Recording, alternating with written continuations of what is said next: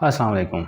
उम्मीद है आप सब लोग खैरियत से होंगे। इंशाल्लाह आज हम ओ लेवल्स का अपना पहला लेक्चर स्टार्ट करेंगे और जो IGCSE और GCE में कंफ्यूज हैं उनको परेशान होने की ज़रूरत नहीं कि ये IGCSE का लेक्चर होगा या GCE का। मैं जब भी IGCSE का अलग से लेक्चर होगा या GCE का अलग से लेक्चर होगा उसको स्पेसिफ़िकली मेंशन कर दूंगा और वो हमारा एंड पे होगा। अभी हमें टेंशन लेने की ज़रूरत नहीं है। अभी हम स्टार्ट करते हैं बेसिक मैथ्स से। बेसिक मैथ्स इसको इसलिए लिखा गया, बिल्कुल वैसे है भी बेसिक मैथ्स और क्लास 6, क्लास 5 की, क्लास 7 की मैथ्स के टॉपिक्स हैं ये वाले छोटे छोटे।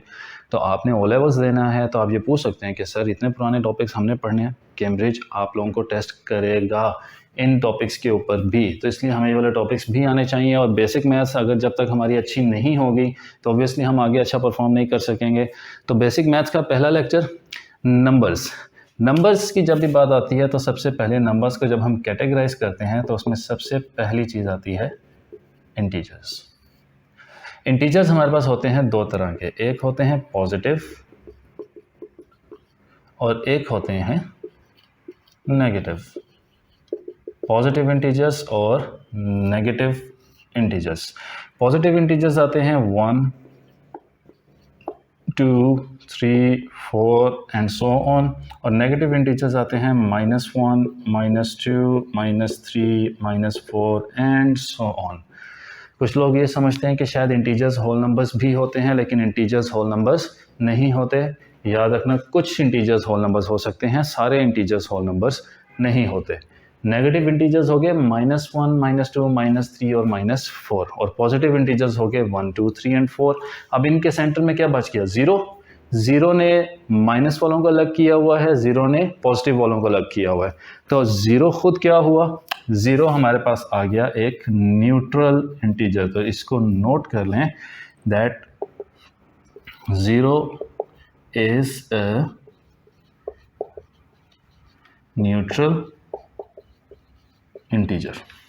ठीक।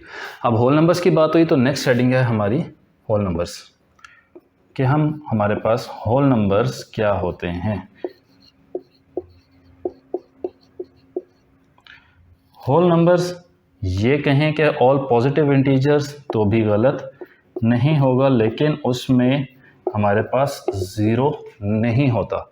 ठीक है, पॉजिटिव इंटीजर्स में ज़ीरो नहीं होता। ज़ीरो क्या है? ज़ीरो आपका न्यूट्रल इंटीजर है।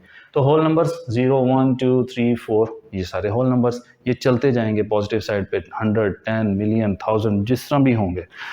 अब होल नंबर्स के अंदर कुछ क्वेश्चंस हैं छोटे छोटे, एग्जाम्पल के तौर पे। पहला मैं आपको लिख के देता हूँ कि क्या 2 एक होल नंबर है? क्या √36 एक होल नंबर है?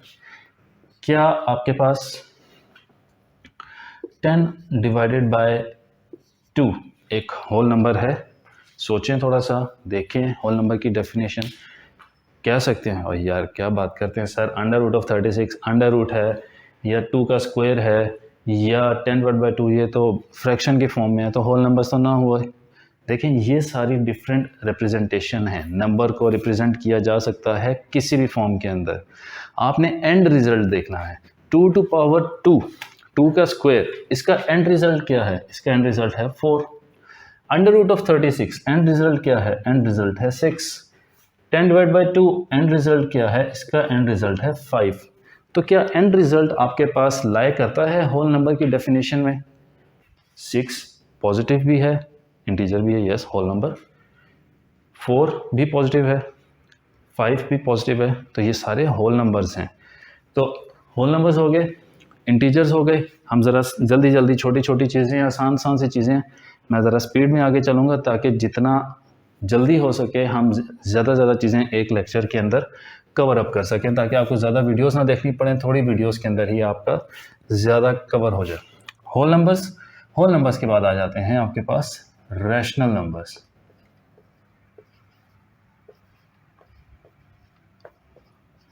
रैशनल नंबर्स, अब रैशनल नंबर्स क्या होते हैं? इनकी definition, numbers that can be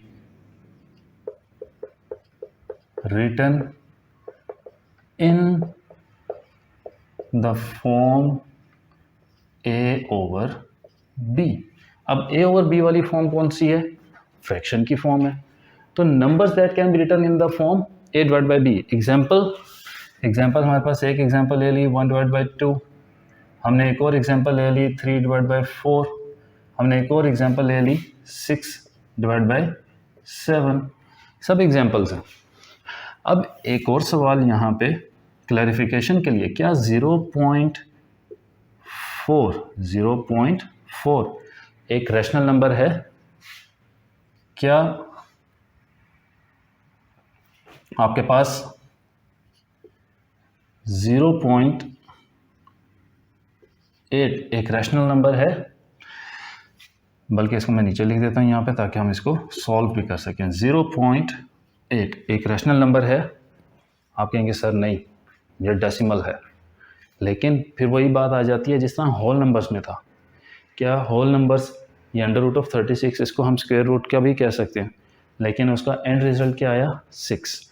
यहाँ पे डेफिनेशन देखो, numbers that can be written in the form A divide by B. ये नहीं कहा numbers which are in the form. Which are का मतलब होता है कि जो ऑलरेडी उस फॉर्म के अंदर हैं, सिर्फ वही रैशनल नंबर्स होंगे। ऐसी डेफिनेशन नहीं लिखी मैंने। डेफिनेशन क्या लिखी? Numbers that can be written in the form. Can be written का मतलब जो नहीं भी हैं इस फॉर्म के अंदर, हम उनको a डिवाइड बाई बी की फॉर्म के अंदर लेकर आ सकते हैं। तो क्या 0.4 को हम a डिवाइड बाई बी की फॉर्म में लिख सकते हैं? ट्राई करते हैं। 0.4 पॉइंट रिमूव किया, नीचे 10 आ गया, तो इसका आंसर आ जाता है 2/5। अब 2/5 a डिवाइड बाई बी बन गया। इसी तरह 0.8 अब 0.8 में से डेसिमल रिमूव किया, नीचे 10 आ गया, 2 4 2 5 आंसर क्या आ गया? 4/5। यहाँ पे भी ये भी हमने रैशनल नंबर की फॉर्म में लिख लिया। गुड हो गया सीन। यहाँ तक रैशनल नंबर्स भी हमारे हो गए। अब रैशनल नंबर्स और होल नंबर्स, इन दोनों को मिला के एक नंबर बनता है जिसको हम कहते हैं मिक्स्ड नंबर। ठीक है, बल्कि मिक्स नंबर से पहले हम जो फ्रैक्शन की बात हुई है, तो फ्रैक्शन के अंदर एक चीज़ देख लेते हैं। हमारे पास फ्रैक्शंस हैं, तो फ्रैक्शंस हमारे पास दो तरह की होती हैं। एक होती हैं proper fractions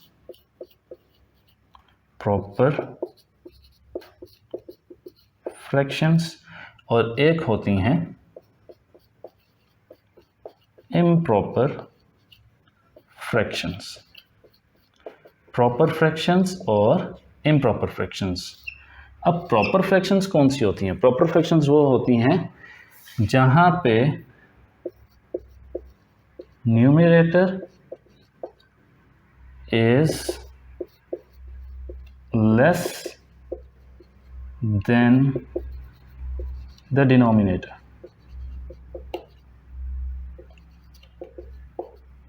numerator is less than the denominator, कि आपका जो न्यूमरेटर है वो लेस देन होता है डिनोमिनेटर से। For example 1 divide by 2, 1 lesser than है डिनोमिनेटर से। 3 डिवाइड बाई 4, 3 लेसर देन है डिनोमिनेटर से। Numerator is lesser than the denominator. और इम्प्रॉपर फ्रैक्शंस कौन सी होती हैं? जहां पे numerator is greater than the denominator,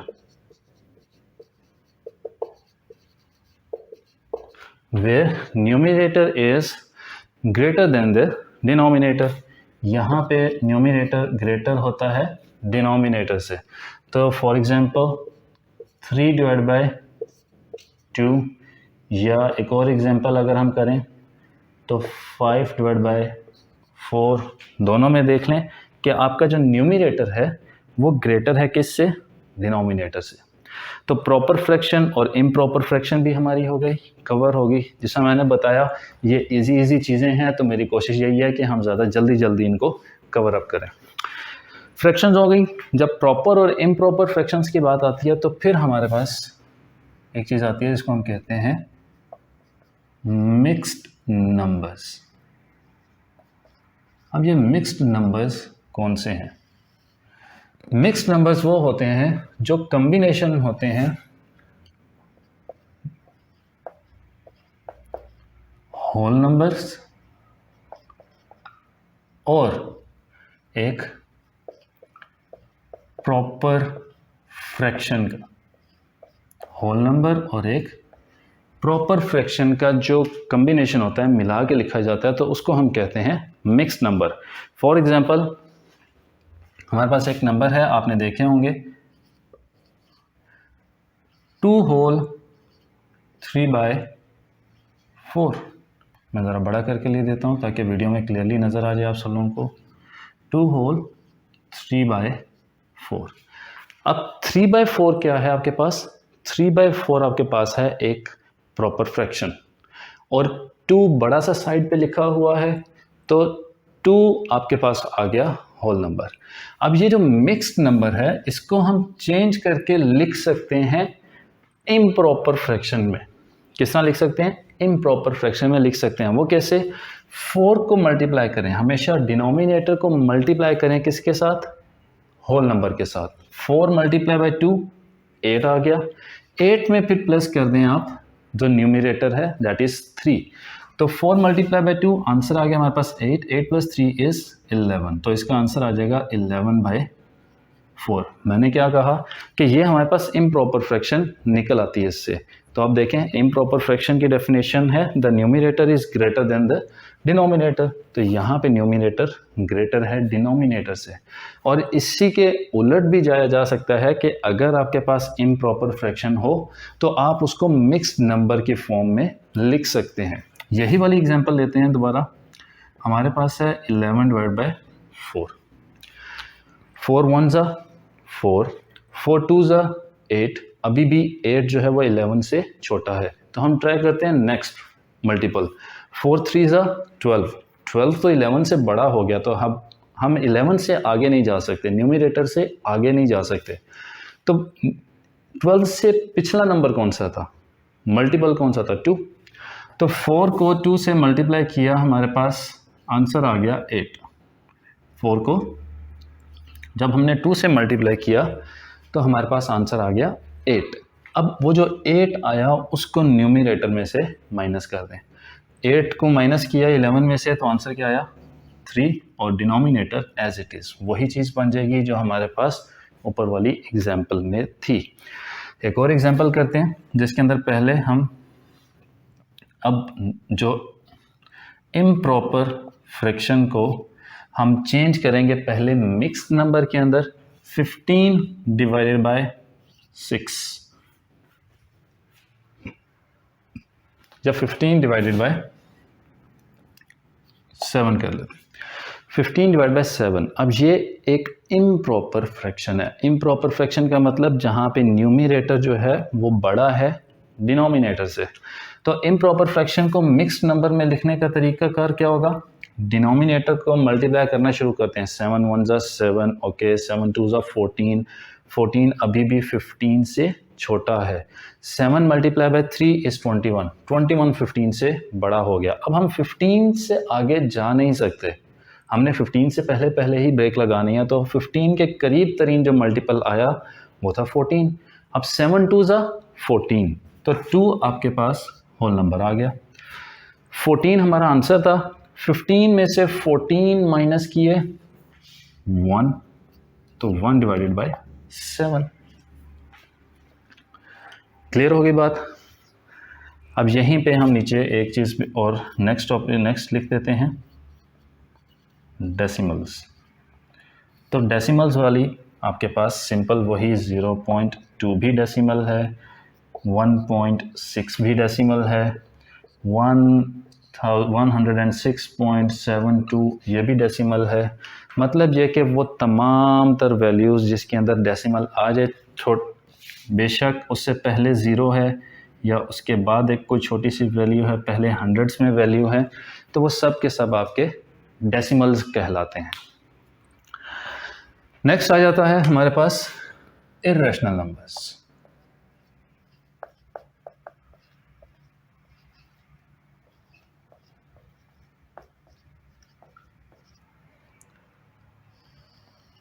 irrational numbers, हमने रैशनल नंबर्स पढ़ा, तो रैशनल नंबर्स का ऑपोजिट ही होगा इर्रेशनल नंबर्स। तो रैशनल नंबर्स का जो opposite irrational numbers, rational numbers की डेफिनेशन थी numbers that can be written in the form a divide by b। तो इर्रेशनल नंबर्स की डेफिनेशन क्या होगी? Numbers that can not be written in the form a divided by b। ये होते हैं आपके पास rational numbers, numbers that can not be written in the form a divided by b। अब वो ऐसे कौन से नंबर्स होंगे जो हम a डिवाइड बाय b की फॉर्म में नहीं लिख सकते? कोई भी नंबर होगा उसको रैशनल नंबर की फॉर्म में लिखा जा सकता है, पर यहाँ पे हमारे पास कुछ एग्जांपल्स आती हैं। For example pi, for example under root of 26, for example under root of 15, ये एग्जाम्पल्स हैं। पाई में आप मेरे से पूछ सकते हैं सर क्या कर रहे हैं? पाई 22/7 लिखते हैं, हर जगह लिखते हैं, जब भी एरिया वॉल्यूम सरफेस एरिया के अंदर सर्कल का क्वेश्चन आता है पाई आर स्क्वायर, वहाँ पे पाई की वैल्यू हम यूज़ करते हैं 22/7। 7 को कई बार कैंसिल आउट भी कर लेते हैं बच्चों, वो होती है अप्रॉक्सीमेट वैल्यू। 22/7 एक अप्रॉक्सीमेट वैल्यू है। जब आप ए लेवल्स के अंदर जाएंगे तो वहाँ पे यही सिखाया जाता है कि पाई की एग्जैक्ट वैल्यू यूज़ की जाए, पाई को एज पाई ही यूज़ किया जाए तो बेहतर होता है। अब कैलकुलेटर के अंदर जो आप लोगों के पास साइंटिफिक कैलकुलेटर्स हैं उसके अंदर पाई की फुल वैल्यू पुट करने की ऑप्शन होती है। आपने पाई दबाया, बटन पाई का, आंसर इक्वल्स टू दबाएंगे तो पाई ही लिखा आ जाएगा। लेकिन जब आप उसको बटन दबा के डेसिमल वाली फॉर्म के अंदर कन्वर्ट करेंगे तो आप देखेंगे आपके कैलकुलेटर की स्क्रीन फुल हो जाएगी। वो 3.141 सो ऑन कंटिन्यूड चलते जाएंगे। एट दी एंड जाके कैलकुलेटर की डिस्प्ले कैपेसिटी ख़त्म हो जाएगी, पर वो डेसिमल्स ख़त्म नहीं होंगे। इसका मतलब ये है कि वो डेसिमल्स चलते जा रहे हैं, कभी एंड नहीं हो रहे, बट कैलकुलेटर के पास अब जितनी कैपेसिटी है वो तो उतना ही शो करेगा। अगर आप यही वैल्यूज़ किसी और बड़ी मशीन के ऊपर ट्राई करें जहाँ पे उसकी कैपेसिटी, डिस्प्ले की कैपेसिटी ज़्यादा हो, तो वो आपको पता नहीं हंड्रेड्स और डेसिमल्स के आगे तक भी आपको आंसर शो कर देंगे। तो एक तो पाई की एग्जांपल होगी, पाई तो एक ही एग्जांपल है दुनिया में, पाई तो और कोई नहीं है। और एग्जांपल्स कौन सी आती हैं? अंडर रूट, जो परफेक्ट स्क्वायर्स नहीं होते। परफेक्ट स्क्वायर्स कौन से? जैसे यहाँ पे हमारे पास है under root of 36। Under root of 36 क्या आंसर आया? 6। ये तो एक होल नंबर में आंसर आ गया।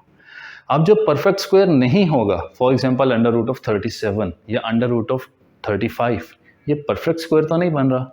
इसका भी आंसर जब आप अंडर रूट ऑफ 35 कैलकुलेटर में, अभी आप मेरी वीडियो देख रहे हैं, कैलकुलेटर निकालें, अंडर रूट ऑफ 35 कैलकुलेटर में पुट करें, इक्वल्स टू दबाएं। अव्वल तो आपका कैलकुलेटर जिसकी डिस्प्ले ज़रा अच्छे वाला है तो वो आपको अंडर रूट ऑफ 35 ही आंसर दे देगा।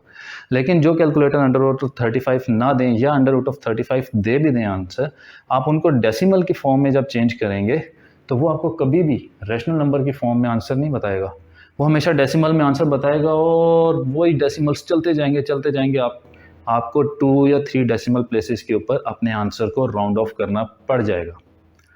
वरना नॉर्मली क्या होता है, हम जब कैलकुलेशन करते हैं, जो आजकल कैसियो के जो सबसे अच्छे मॉडल्स चल रहे हैं जैसे 991 ES+, ये कैलकुलेटर्स जो हैं ये आपको पहले आंसर हमेशा उसमें देते हैं रैशनल नंबर में, फ्रैक्शन की फॉर्म में। हम फिर बटन दबा के उसको डेसिमल की फॉर्म में लेके जाते हैं। अब जो कैलकुलेटर आपको डायरेक्टली ही डेसिमल की फॉर्म में आंसर दे तो दैट मीन्स वहाँ पे फ्रैक्शन की फॉर्म के अंदर आंसर लेकर आना पॉसिबल नहीं था। तो ये एग्जांपल्स हमारे पास, आप उसके अंदर जब भी क्वेश्चन सॉल्व करें तो पाई भी लिख सकते हैं, 26, under root of 26, under root of 15, ये सारी वैल्यूज़ लिख सकते हैं। ये तो मैंने एग्जांपल्स दिए हैं ना। तो परफेक्ट स्क्वायर के अलावा जो अंडर रूट वाली वैल्यूज़ हैं वो सब लिखी जा सकती हैं। अब यहाँ तक तो हमारा इनिशियल छोटी मोटी जो टर्मिनोलॉजीज़ थी वो कंप्लीट होती है। अब ये जो सारा अभी तक हमने पढ़ा है इससे कोई बहुत ज़्यादा मार्क्स के क्वेश्चंस नहीं आते हैं आपको। पेपर 1 में आएगा, जीसीई के पेपर 1 में होगा, आईजीसीएसई के पेपर 2 में इनसे रिलेटेड क्वेश्चन आएंगे। मैक्सिमम क्वेश्चन क्या आ सकता है, होल नंबर्स दिए होंगे, बंच ऑफ नंबर्स होंगे, इसमें से होल नंबर्स को अलग कर दें, इनमें से रैशनल नंबर्स को अलग कर दें, इनमें से इरेशनल नंबर्स को अलग कर दें। अब फिर उसके बाद क्या होगा, मैक्सिमम 1 मार्क का क्वेश्चन आ जाएगा, 2 मार्क का क्वेश्चन आ जाएगा, बस। फिर इतनी मेहनत करने की क्या ज़रूरत है? पहली चीज़ कि ये एक एक मार्क हमारे लिए इम्पॉर्टेंट है। हमने ग्रेड्स लेने हैं, हमें स्टार्स लेने हैं, हमने डिस्टिंक्शंस लेनी हैं। बहुत सारे ऐसे स्टूडेंट्स देखे हैं जो कि इन छोटे छोटे मार्क्स को ईजी लेते हैं और बाद में फिर 1 नंबर से किसी का स्टार रह गया, किसी का 1 नंबर से ए ग्रेड रह गया। अभी मेरी एक स्टूडेंट थी, उसने मुझे बताया कि सर 1 नंबर से उसकी डिस्टिंक्शन रह रही है। तो अब फिर दुख होता है ना बंदे को कि यार अब क्या, किस तरह, पता नहीं कहाँ पे मिस हुआ होगा। तो हमने तो भाई एक एक चीज़ को लेके चलना है, एक एक नंबर को हमने काउंट करना है। ये होगी पहली बात। दूसरी बात, ये तमाम तर आपको ये जो टर्मिनोलॉजीज़ लिखवाई हैं ये पता होना ज़रूरी है। एग्जामिनर लाजमी नहीं है कि आपसे पूछे कि इरेशनल नंबर क्या होता है। वो पेपर 4 में, आईजीसीएसई के पेपर 4 में, या उसमें जीसीई के पेपर 2 में, या पेपर 1 के भी लेटर क्वेश्चंस के अंदर इन टर्मिनोलॉजीज़ को यूज़ कर सकता है अपने क्वेश्चन की स्टेटमेंट के अंदर। तो अगर आपको इन टर्मिनोलॉजीज़ का पता ही नहीं होगा तो आप कैसे क्वेश्चन को अच्छे से समझ सकेंगे? क्वेश्चन को अच्छे से समझने के लिए आपको ज़रूरी है कि ये सारी टर्मिनोलॉजीज़ पता हों। चाहे अगर एग्जामिनर इंटीजर यूज़ करे, positive, negative, whole numbers use करे, रैशनल नंबर्स या fractions, improper, proper fraction, mixed number, कोई भी वर्ड वो यूज़ करते हैं, कोई भी टर्मिनोलॉजी यूज़ करते हैं, आपको पता होगी। आप उसी के मुताबिक अपनी स्टेटमेंट, अपनी अंडरस्टैंडिंग बना सकते हैं। तो यहाँ तक बात होगी इरेशनल नंबर्स तक। अब इरेशनल नंबर्स के बाद हमारे पास एक टॉपिक आता है ज़रा इम्पोर्टेंट, जिसका लाजमन 110% क्वेश्चन आता है, और पेपर 1 में आता है जीसीई के, और पेपर 2 में आता है आईजीसीएसई के। दैट इज़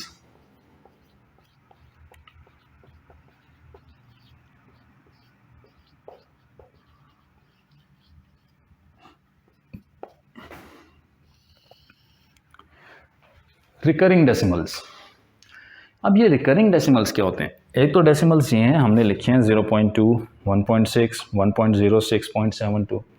ये रिकरिंग डेसिमल्स कौन से होते हैं? वो डेसिमल्स आपने देखे होंगे, अक्सर आप लोगों को देखने को मिले होंगे 0.33333 चलते ही चले जा रहे हैं, 0.666666 चलते चले जा रहे हैं, 0.2424, 0.121212 रिपीट होते चले जा रहे हैं। तो रिकरिंग डेसिमल्स की हमारे पास जो इनिशियल एग्जांपल्स हैं वो हैं 0.3333 and so on, 0.666 and so on. लाजमी नहीं है कि रिकरिंग डेसिमल सिर्फ 1 डेसिमल प्लेस के मुताबिक हो या एक ही नंबर रिपीट हो रहा हो, एक से ज़्यादा नंबर्स भी रिपीट हो सकते हैं, 0.242424 एंड सो ऑन। लाजमी नहीं है कि सिर्फ 2 नंबर्स रिपीट हो रहे हों, 3 भी रिपीट हो सकते हैं, 0.124 124 124 एंड सो ऑन चलते चले जाएंगे, कभी ख़त्म नहीं होंगे।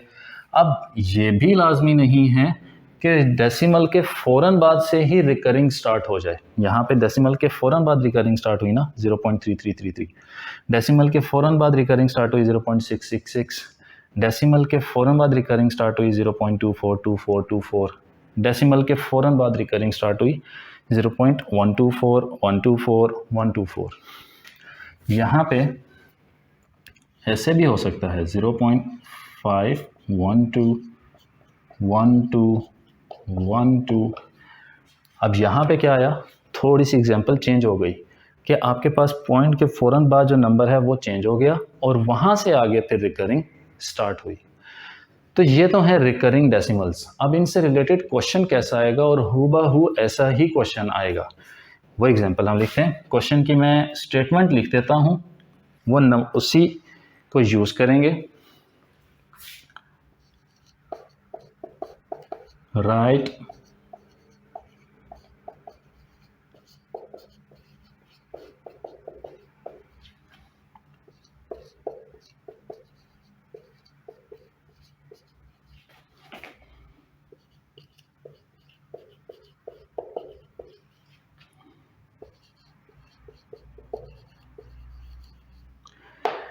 Write down the fraction of the above recurring decimals, क्योंकि मैंने ऊपर लिखे हुए हैं तो इसलिए अबव लिख दिया, और पेपर में जो भी एक या दो टर्म्स आपको रिकरिंग डेसिमल्स की दी होंगी उनको आपने फ्रैक्शन में कन्वर्ट करना है। मतलब क्या कि भाई वो कौन सी फ्रैक्शन थी कि जो कैलकुलेटर के अंदर आई और आपने उसको डेसिमल में कन्वर्ट करने का बटन दबाया तो ये 0.333 लंबी लंबी लंबी, ये 0.66 इतने दूर तक डेसिमल्स चलते जा रहे हैं और आपको किसी पॉइंट के ऊपर उनको राउंड ऑफ करना है।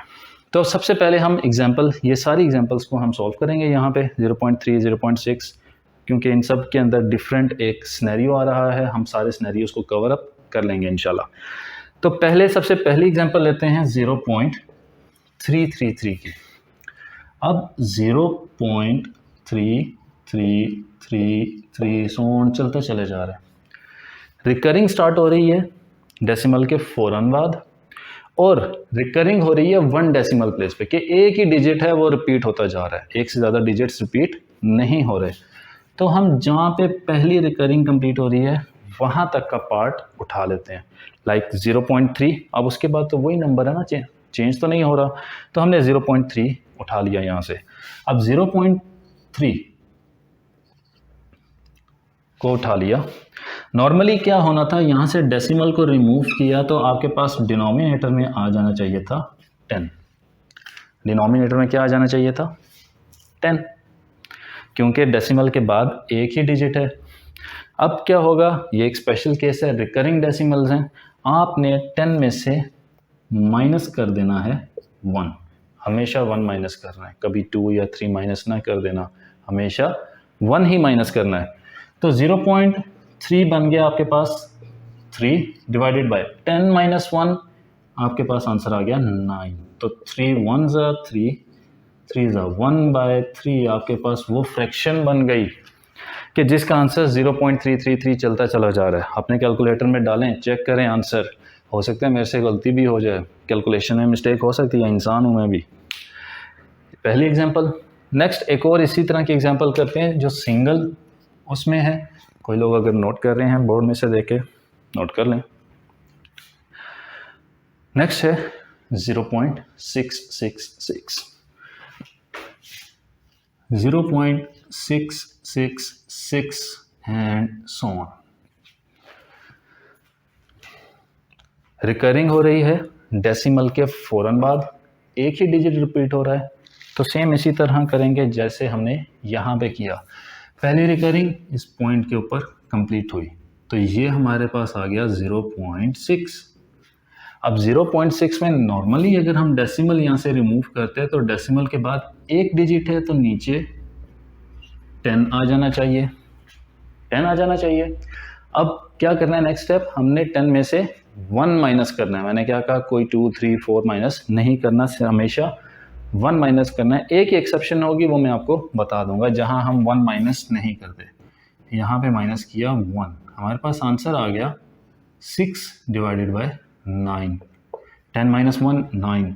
तो सिंप्लीफाई करते हैं, 3 2 ज़ा 6 और 3 3 ज़ा 9, तो आंसर आ गया 2 डिवाइडेड बाय 3। तो ये आपके पास वो फ्रैक्शन आ गई कि जिसको आप कैलकुलेटर में पुट करें, अव्वल तो कैलकुलेटर आपको आंसर देगा 2/3 ही, जो बड़े जिनका डिस्प्ले अच्छा है, और फिर जब डेसिमल का बटन दबाएंगे तो वो 0.666 चलता चला जाएगा जब तक कि कैलकुलेटर की डिस्प्ले कैपेसिटी ख़त्म ना हो जाए।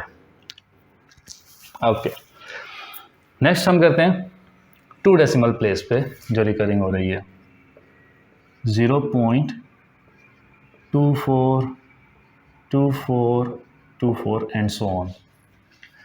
अब रिकरिंग हो रही है 2 डेसिमल प्लेस पे, डेसिमल के फ़ौरन बाद रिकरिंग हो रही है, लेकिन 2 डिजिट्स रिपीट हो रहे हैं, एक डिजिट रिपीट नहीं हो रहा।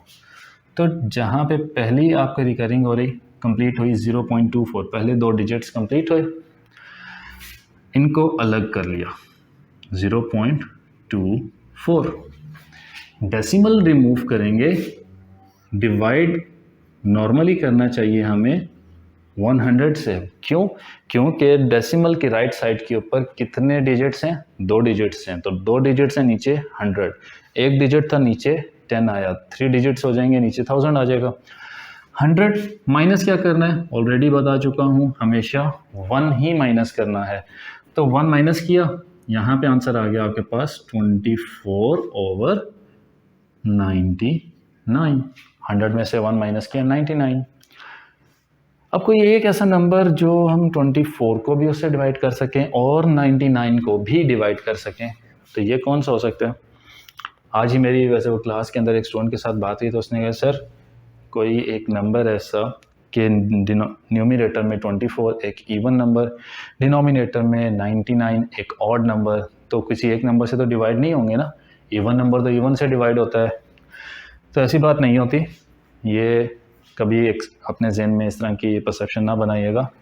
24 को हम 3 से डिवाइड कर सकते हैं, 24 डिवाइड बाई 3 इज़ 8, और 99 को भी हम 3 से डिवाइड कर सकते हैं जो कि है 33, तो 8 डिवाइडेड बाई 33, ये आपके पास वो फ्रैक्शन बन जाती है जिसका आंसर 0.2424 रिकरिंग डेसिमल की फॉर्म के अंदर आ जाएगा। थर्ड एग्जांपल जिसमें हमारे पास 3 डेसिमल प्लेस तक रिकरिंग, मतलब 3 डिजिट्स की रिकरिंग होती है, 0.124 124 124 एंड सो ऑन। सेम वही प्रोसीजर जो यहाँ पे भी किया, जो यहाँ पे भी किया, जो यहाँ पे भी किया। तो हमारे पास यहाँ पे पहला पॉइंट हमने उठाया 0.124। अगर डेसिमल रिमूव करते हैं तो राइट साइड पे कितने डिजिट्स हैं डेसिमल के? 3 डिजिट्स हैं। 1 डिजिट था 10 आ गया, 2 डिजिट्स थे 100 आ गया, 3 डिजिट्स हैं तो क्या आ जाएगा 1000, 3 zeros आएंगे 1000।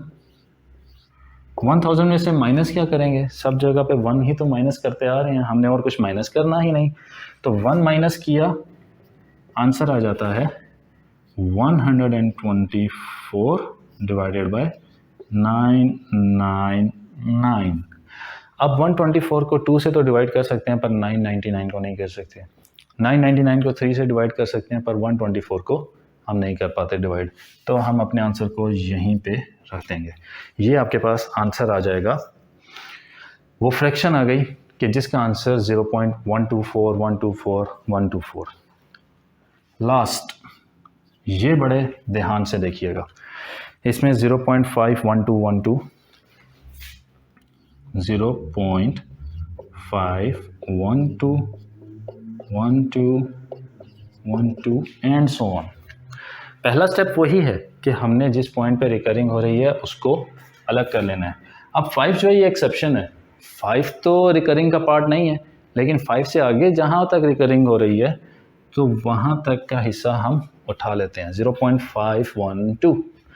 अब 0.512 को हमने अलग किया, अब यहाँ पे पहले हम इसको स्प्लिट करेंगे। इसमें जो मिलावट हुई है ना रिकरिंग वाले पार्ट में, जो 5 की मिलावट है, इस मिलावट को ज़रा अलग करेंगे ताकि हमारे पास खालिस चीज़ रह जाए। मिलावट को अलग करेंगे, अलग कैसे करेंगे, डायरेक्टली 0.5 यहाँ से उठा के इधर लिख दिया, 0.5 प्लस करेंगे। अब 0.5 तो हमने निकाल लिया इसमें से, तो 5 की जगह अगर हम 0 पुट कर दें तो हमारे पास आंसर सिर्फ रह जाता है 0.012।